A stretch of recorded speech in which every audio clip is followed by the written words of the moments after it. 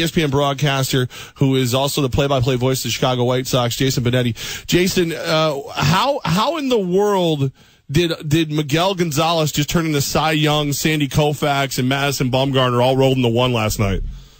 Well, he didn't swing it as well as Madison Bumgarner, but I heard that he can.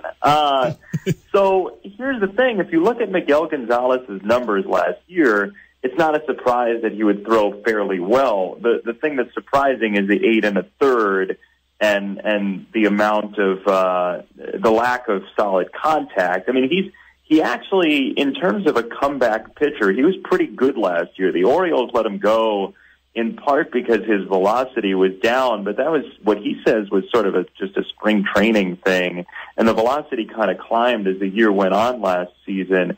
But he's a pretty good pitcher. Is he 8 1/3 of 1-run ball and something close to a complete game shutout? We have not seen that every day, but he's been very serviceable for the Sox, and I think for the most part, it was like, okay, when are the Yankees going to stop winning every game more than anything else? It may be the New York bias for us, but we see Aaron Judge step to the plate there in the 9th. Some people have compared him to Frank Thomas, that White Sox connection there. When you see this big, huge Aaron Judge come to the plate, did you think the White Sox were going to blow that and the Yankees going to break the game open there? I don't know how they got him off of Easter Island. I think there's a statue missing. That kid is big, man. Like, what is the deal there? They list him at like 6'7", 280. That's one of the biggest people I've ever seen on a baseball diamond. Jason Benetti with us, the play-by-play guy of the Chicago White Sox. Yankees fall 4-1 to the Sox last night. So as we're looking at, God speaks to that New York bias. You've now looked at this Yankees team. Seeing what you see now, can you believe that they're playing as well as they are? And is there any reason for us to believe they could continue to do so? Yeah, I think part of the reason to believe that it'll continue to happen is that you're going to get C.D. Gregorius back. There are pieces that are missing right now. And I really like the young kids. There's a really nice mixture, I think, of young and old. I don't know how that division is going to go. I'm shocked that Toronto started as softly as it has. I don't think Tampa's going to hang around, but I mean, between Boston, the Orioles, and the Yankees, I feel like it's going to be a really fun summer, especially because the Yankees, if the questions get answered about the guys getting to Chapman and, Tanaka ends up being the Tanaka that you'd like to see, I think the Yankees will hang around for a long while in the wild card race at the very least. That's my feeling. Are you getting bored there in Chicago? Adam LaRoche isn't having spring training stuff with his son. Chris Sale's not cutting up jerseys. Where's the drama out in Chicago? Dude, guys, we used to be friends. What happened? What happened? I had this heart-shaped box of chocolates I was going to send you for having me on the show, and now you're not getting it. The drama right now is, when are the young kids going to get here? That's what some people are asking, and I think you make trades to offload Sale and Eaton in the offseason, and you're like, okay, the rebuild, the drama's in the trades, right? Is when are you going to trade Jose Quintana? When are you going to trade Todd Frazier? When are you going to trade Melky Cabrera? And the funny thing is, Sox have a better record right now through 13 and 14 games than the Cubs do. And that's kind of the mirage that can be baseball season. But I do know that there are a lot of guys in the clubhouse that have ambition, and there's not a whole lot of distraction, and they almost feel like they're playing with house money. And all that can kind of add up to a pretty strong start. It's been fun to watch. And I know they're just 7-6, but that's not even what the fans, I think, expected right out of the chute. So, yeah, we don't have a lot of drama right now. Jason Benetti, I don't mean to make more drama. I still want my chocolates. But I never said you're going to get. Look, it's one box for the both of you, all right? You better share. I can't make any promises.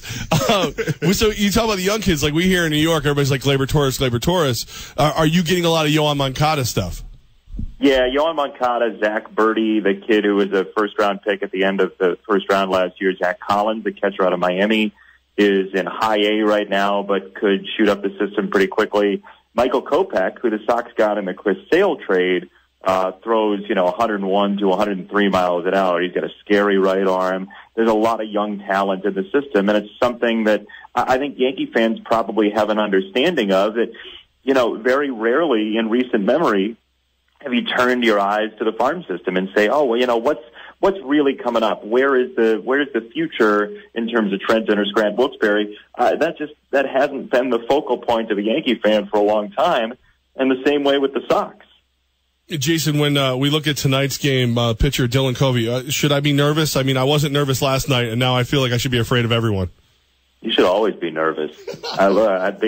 Baseball is an anxiety-riddled sport because there will be an inning tonight where you feel like the Yankees are going to lose, and there will be an inning. I mean, that's pretty generic. Dylan Covey was pretty good in his first start. He hit his spots very well. He's a guy who just made his major league debut. He had to wait a long time because the idea was for him to be the fifth starter, and the Sox got so much rain and wind in the first homestand that he had to wait essentially for a second time through the rotation to get his first ever major league start. He's a great story. He was drafted very highly originally, and in the course of the physical process, realized that he was a diabetic, so couldn't sign because he had to figure out exactly how he was going to deal with diabetes while he's pitching.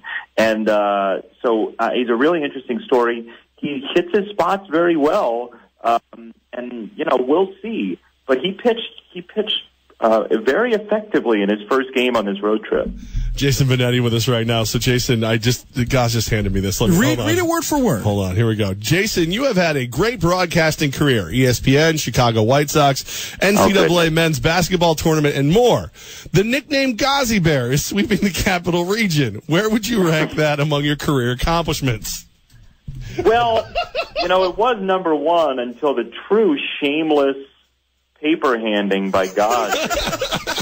So I kind of almost want to rescind the nickname. No, it's pretty high on the list. I mean, clearly it was such a departure from the Muppet character, and it was very hard to come up with.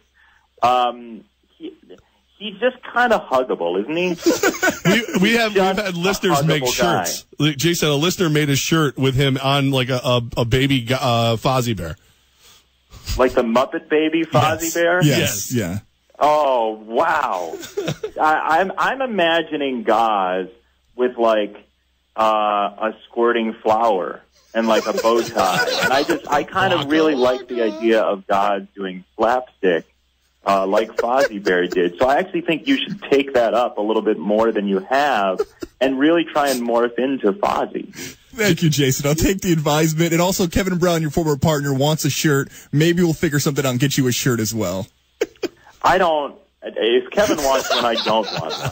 Jason, what we can send you, Jason, is a picture of Gaz dressed as a Hooters girl paying off a bat. Whoa. We don't need to send Jason that. That's Wait, really? Yeah. Oh, no, he lost. I don't want that on a shirt. He lost the bracket challenge wager to my 13-year-old daughter, so he had to dress like a Hooters girl for a whole show, Jason. Oh, you didn't have to tell him that. I know. Why are you making wagers with 13-years-olds? I know. I felt so confident. I felt so confident, and now that's out there in the internet forever, and whatever if I had a career is now, I think, probably over. So wait, did he look good? Like, what all right, I thought it was going to be way worse than it was. It's probably the best compliment I can give him. Okay. All right. That was very nice. That's high praise, as they say. I mean, I didn't look at him in the entire show, Jason. All right, this interview should end. Jason, we appreciate your time. You're the best. Follow him on Twitter. We'll talk again soon, my friend. Will we, though? Because I feel like this might have been it. Jason, we appreciate you. No, you're always welcome, man, especially because I'm going to send you that picture and see if you still want to talk to us. Goodbye. Thank you. Always a pleasure, guys. Thank you. Jason Benetti, play the Chicago White Sox. I liked him at some point. At some point, I really enjoyed his time with us. That may have been one of my favorite interviews we've ever done.